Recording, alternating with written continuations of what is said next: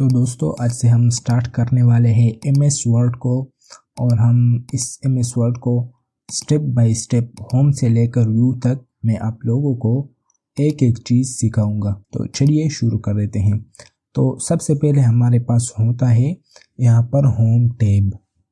Home tab में क्या होता है? होम टैब में होता है पेस्ट, कट, कॉपी और फॉर्मेट पेंटर।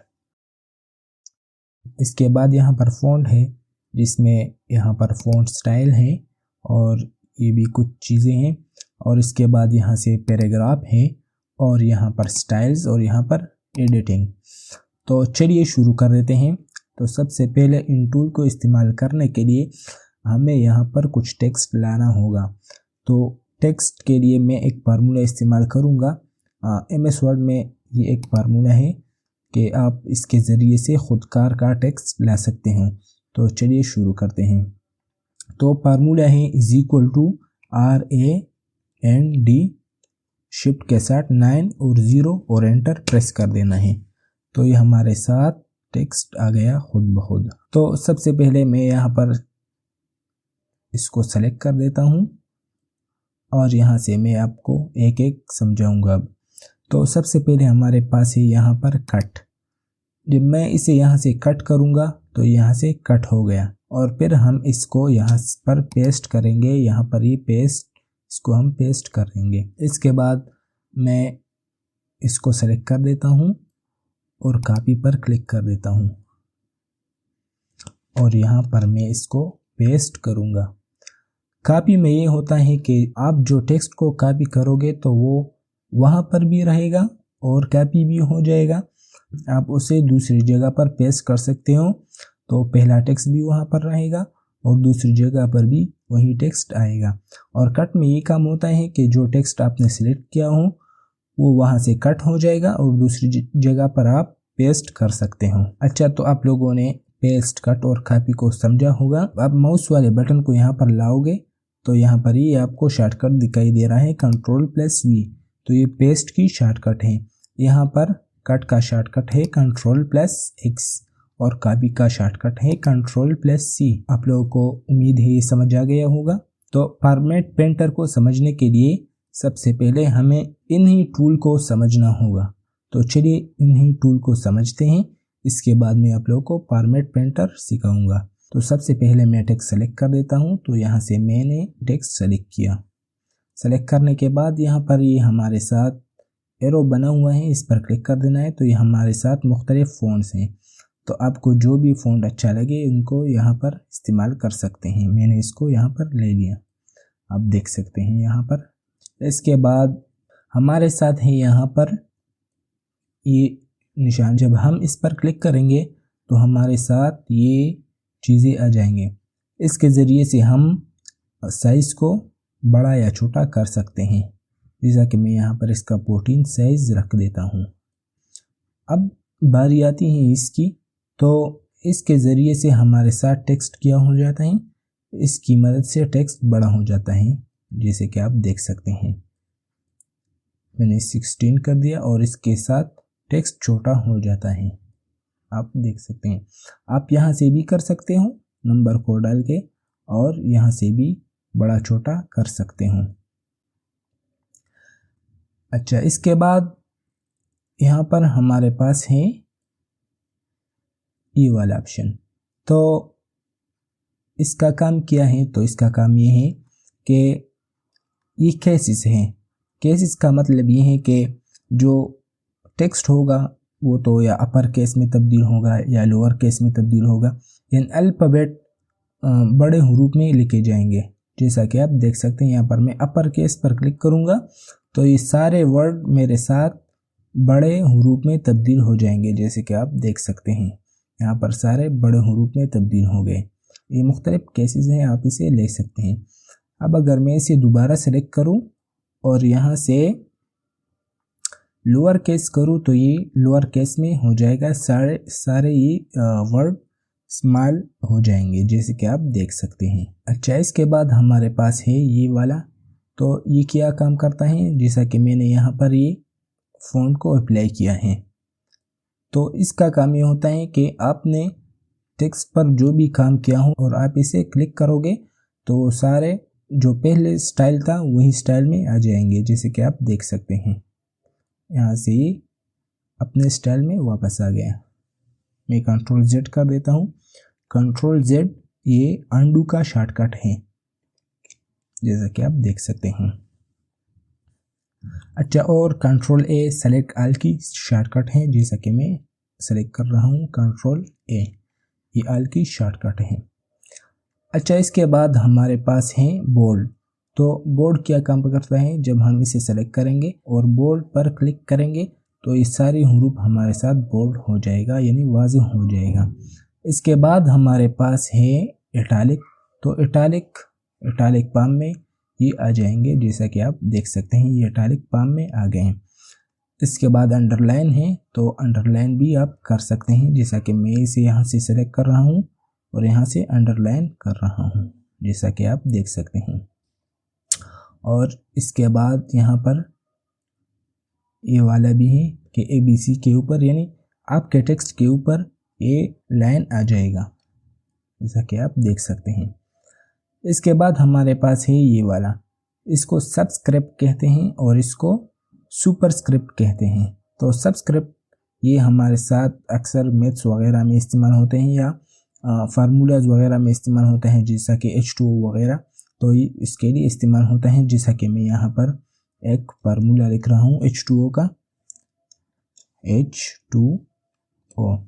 तो आपने क्या करना है, 2 को सेलेक्ट कर देना है और इस पर क्लिक कर देना है, तो ये नीचे आ जाएगा। ये H2O का फार्मूला हो गया हमारे पास। और इसके बाद यहाँ पर सुपरस्क्रिप्ट है, तो इसकी मदद से हम मैथ्स में फार्मूलाज वगैरह लिख सकते हैं। जैसा कि हमारे पास एक फार्मूला है A+B²।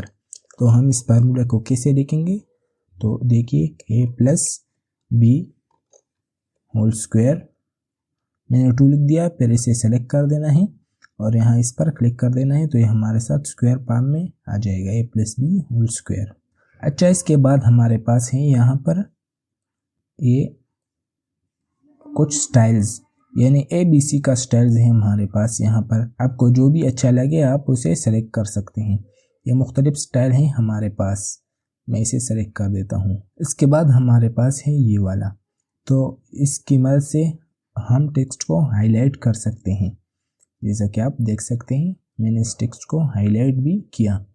इसके बाद हमारे पास है ये वाला ऑप्शन। इस ऑप्शन की मदद से हम टेक्स्ट को कलर दे सकते हैं, जैसे कि आप देख सकते हैं यहाँ पर रेड है। जब मैं इस पर क्लिक करूँगा तो ये टेक्स्ट हमारे साथ रेड हो जाएगा, जैसे कि आप देख सकते हैं। अच्छा, तो चलिए अब हम आते हैं फॉर्मेट पेंटर की तरफ।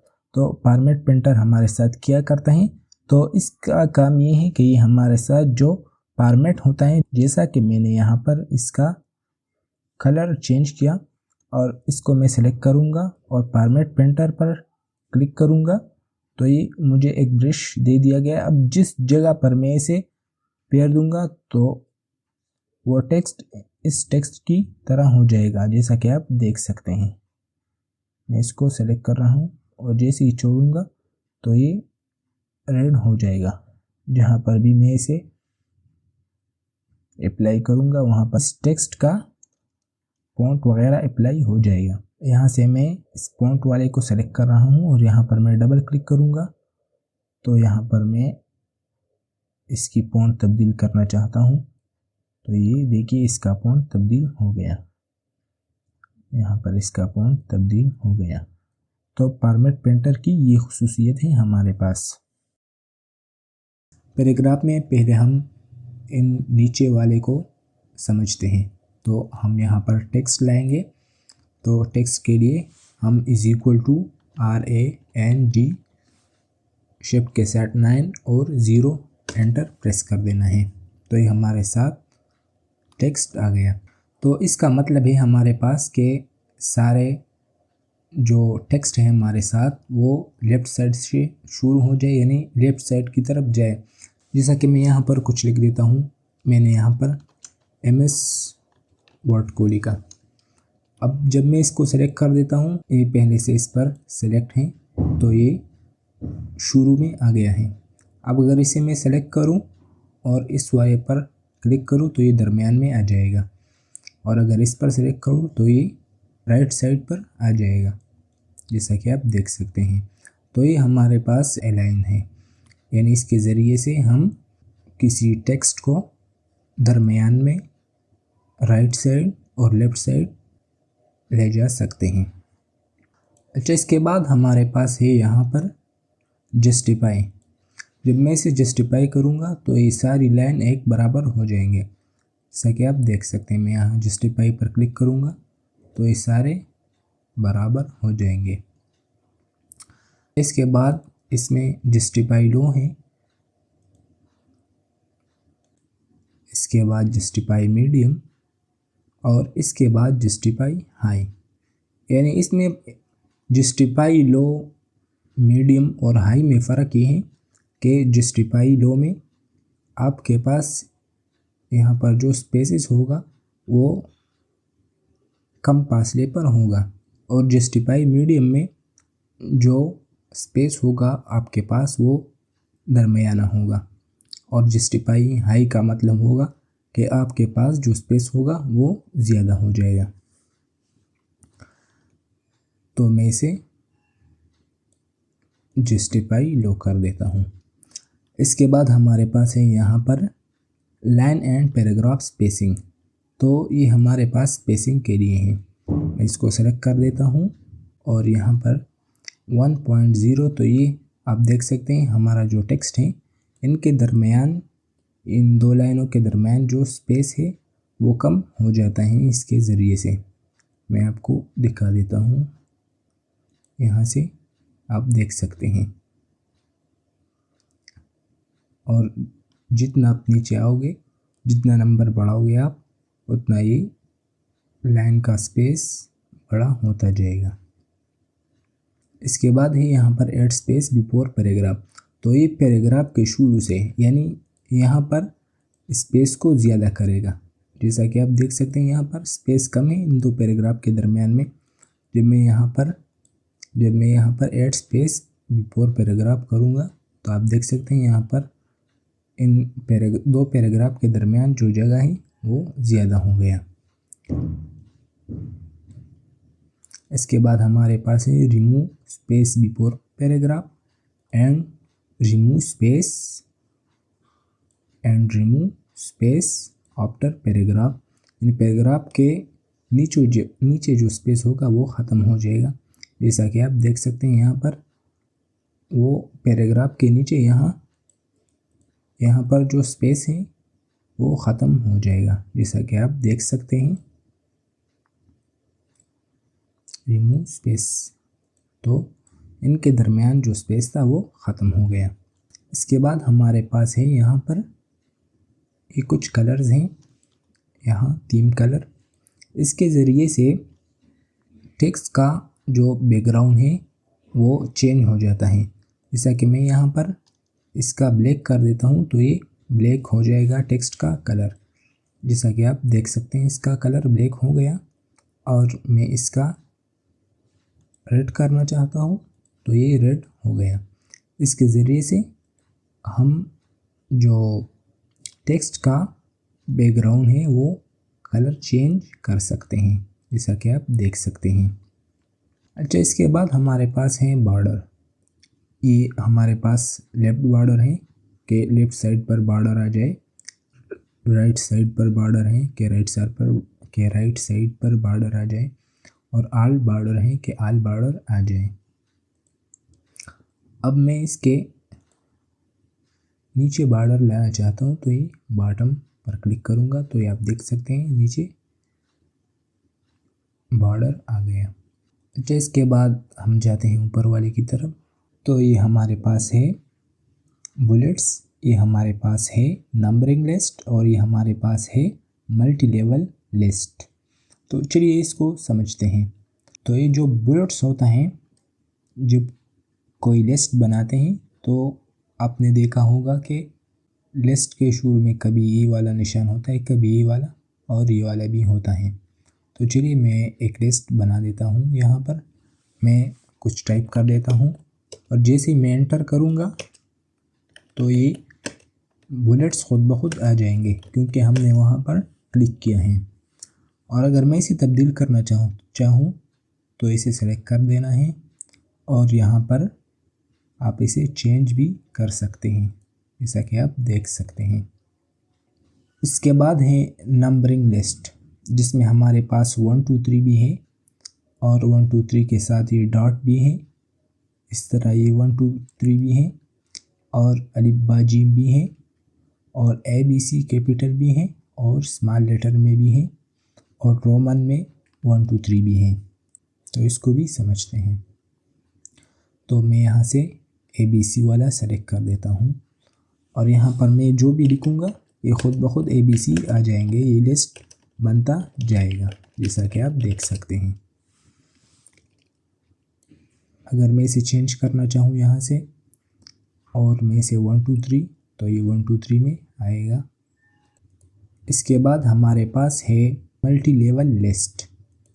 तो इसमें क्या होता है कि इसमें आप मल्टी लिस्ट को बना सकते हैं, जैसा कि पेपर्स में हमारे होते हैं कि एक क्वेश्चन होता है, इसके अंदर जुज़ होते हैं, तो ये उसके लिए इस्तेमाल होता है। तो चलिए मैं यहाँ से एक सेलेक्ट कर देता हूँ, डिफाइन न्यू मल्टी लिस्ट, और यहाँ से मैं 1 पर क्लिक करूँगा और यहाँ से मैं 1 2 3 पर क्लिक करूँगा और फिर मैं सेकंड में आऊँगा और यहाँ मैं ABC कैपिटल वाला को सेलेक्ट करूँगा और इस तरह मैं 3 नंबर में आ जाऊँगा और इसमें ABC स्मॉल वाला सेलेक्ट करूँगा और मैं ओके पर क्लिक करूँगा। मैं यहाँ पर कुछ टिक करूँगा, ये हमारे पास पहले वाले लिस्ट में है। अगर हम दूसरे लिस्ट में जाना चाहें तो इसके लिए हम यहाँ पर क्लिक करेंगे और चेंज लिस्ट लेवल और यहाँ पर सेकंड वाले को सेलेक्ट कर देना है। तो ये देखें, अब मैं जो चीज़ लिखूँगा वो सेकंड लिस्ट में यानी इसमें आ जाएगा। अगर हम तीसरे में जाना चाहें तो हम यहाँ से सेलेक्ट करेंगे और चेंज लेवल लिस्ट और यहाँ पर इसको सेलेक्ट करेंगे तो ये अब इसके अंदर ये ABC आ जाएगा, जैसा कि आप देख सकते हैं। अच्छा, इसके बाद हमारे पास होता है डिक्रीज एंडेंट और इंक्रीज एंडेंट। तो इसके ज़रिए से इंक्रीज एंडेंट से तो ये लिखा है जो हमारा मार्जिन है, यहाँ जो पेज है वो यहाँ से आगे जाएगा इसके ज़रिए से और पीछे स्पेस आएगा, जैसा कि आप देख सकते हैं। और इसके ज़रिए से ये डिक्रीज एंडेंट में जाएगा, जैसा कि आप देख सकते हैं। ये इंक्रीज एंडेंट और ये डिक्रीज एंडेंट। अच्छा, इसके बाद हमारे पास है यहाँ पर left to right text direction and right to left text direction. ये जो है हमारे पास उन टेक्स्ट के लिए होता है जो लेफ़्ट टू राइट शुरू होता है, जैसा कि इंग्लिश है तो ये हमारे पास लेफ़्ट टू राइट है, तो ये इसके लिए हम इसको चूज़ करेंगे, जैसा कि आप देख सकते हैं। और इस तरह ये right to left text direction के लिए है, जैसा कि उर्दू हो गया और इस तरह अरबी वगैरह हो गया, तो ये उनके लिए है। अच्छा, तो इसके बाद हमारे पास है सॉर्ट। तो सॉर्ट हमारे पास इस्तेमाल होता है जब हम कोई चीज़ असेंडिंग या डिसेंडिंग ऑर्डर में लिखना चाहें। जैसा कि मैं यहाँ पर कुछ टेक्स्ट लिखना चाहता हूँ, ये हमारे पास कुछ टेक्स्ट हैं जो मैं लिख रहा हूँ।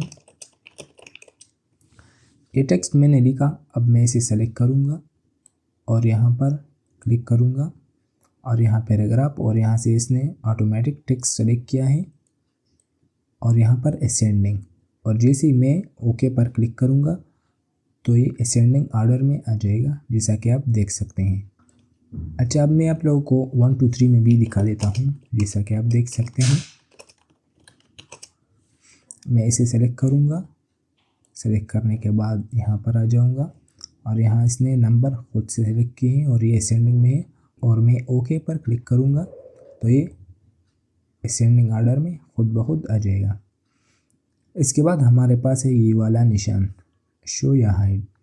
तो ये हमारे पास यूज़लेस है, यानी इसका इस्तेमाल नहीं होता। जब हम इस पर क्लिक करेंगे तो हर पैराग्राफ के आखिर में ये वाला निशान आ जाएगा। अच्छा, तो इसके बाद हमारे पास है यहाँ पर स्टाइल्स। तो ये मुख्तलिफ स्टाइल्स हमारे साथ हैं। यहाँ हेडिंग 1 है, हेडिंग 2। तो मैं हेडिंग 1 इस पर क्लिक करूँगा। इसका हेडिंग मैंने तब्दील किया और इस तरह इसका स्टाइल में तब्दील करना चाहता हूँ हेडिंग 1 में। तो ये तब्दील हो गया। और जब मैं यहाँ पर क्लिक करूँगा तो आप देख सकते हैं यहाँ पर बहुत से स्टाइल्स मौजूद हैं। तो ये हमारे पास स्टाइल रहा। अच्छा, आप ख़ुद का भी स्टाइल बना सकते हो। तो इसके लिए मैं इस टेक्स्ट को सेलेक्ट कर देता हूँ। यहाँ तक सेलेक्ट करने के बाद मैं यहाँ पर इसे रेड कर देना चाहता हूँ और यहाँ पर बोल्ड, इटैलिक। तो ये हमारे पास इस तरह हो गया। मैं इसे सेलेक्ट करूँगा और यहाँ पर आ जाऊँगा और क्रिएट स्टाइल पर क्लिक करूँगा और ये हमारे पास नेम हो गया स्टाइल 1 और मैं ओके पर क्लिक करूँगा। तो आप देख सकते हैं हमारे पास स्टाइल आ गया। अब जब मैं इस पर क्लिक करूँगा तो हमारा जो स्टाइल है वो अप्लाई हो जाएगा। ये हमारे पास ख़ुद का स्टाइल हमने तैयार किया और वो यहाँ पर आ गया। अच्छा, इसके बाद हमारे पास है यहाँ पर फाइंड। फाइंड का मतलब होता है कि एक डॉक्यूमेंट है आपके पास और आप इसमें एक वर्ड ढूंढना चाहते हैं। तो आपने सिंपली फाइंड पर क्लिक कर देना है और यहाँ पर आपके पास नेविगेशन बार होगा, वो ओपन हो जाएगा। तो आपने यहाँ पर वो वर्ड लिखना है जो आप ढूंढना चाहते हो। जैसा कि मैं यहाँ पर डॉक्यूमेंट ढूंढना चाहता हूँ, तो मैं यहाँ पर डॉक्यूमेंट लिख दूँगा। तो यहाँ पर आप देख सकते हैं ये 5 रिजल्ट लिखा है कि आपका जो डॉक्यूमेंट है इसमें 5 डॉक्यूमेंट्स वर्ड आप इस्तेमाल हुए हैं और यहाँ हाईलाइट भी किए हैं। अच्छा, इसके बाद हमारे पास है रिप्लेस। फाइंड हम यहाँ से भी कर सकते हैं और यहाँ पर से भी हम फाइंड कर सकते हैं। इसके बाद हमारे पास है रिप्लेस। यहाँ पर मैंने डॉक्यूमेंट लिखा, मैं इसे रिप्लेस करना चाहता हूँ किसी दूसरे वर्ड के साथ। तो यहाँ पर मैं फ़ाइल लिख रहा हूँ, डॉक्यूमेंट को फ़ाइल से चेंज करना चाहता हूँ। तो मैं यहाँ पर फ़ाइल लिख दूँगा। इसके बाद यहाँ पर है रिप्लेस और रिप्लेस आल। रिप्लेस के आप एक को रिप्लेस करना चाहते हो और रिप्लेस आल के आप सारे को रिप्लेस करना चाहते हो। तो जब आप रिप्लेस पर क्लिक करोगे तो यहाँ पर ये सेलेक्ट हो गया। जब मैं रिप्लेस पर क्लिक करूँगा तो आप देख सकते हैं यहाँ पर रिप्लेस हो गया फाइल, डॉक्यूमेंट फाइल से। और जब मैं रिप्लेस आल पर क्लिक करूँगा तो ये सारे जो डॉक्यूमेंट्स लिखे हैं वो रिप्लेस हो जाएंगे, जैसा कि आप देख सकते हैं। यहाँ पर ये फाइल और यहाँ पर भी फाइल से रिप्लेस हो गया। अच्छा, इसके बाद हमारे पास है यहाँ पर सेलेक्ट। ये सेलेक्ट आल है। कंट्रोल ए से आप आल सेलेक्ट कर सकते हैं या यहाँ पर क्लिक कर देना है तो ये सारा टेक्स्ट हमारे साथ सेलेक्ट हो जाएगा। इसके बाद यहाँ पर है सेलेक्ट ऑब्जेक्ट।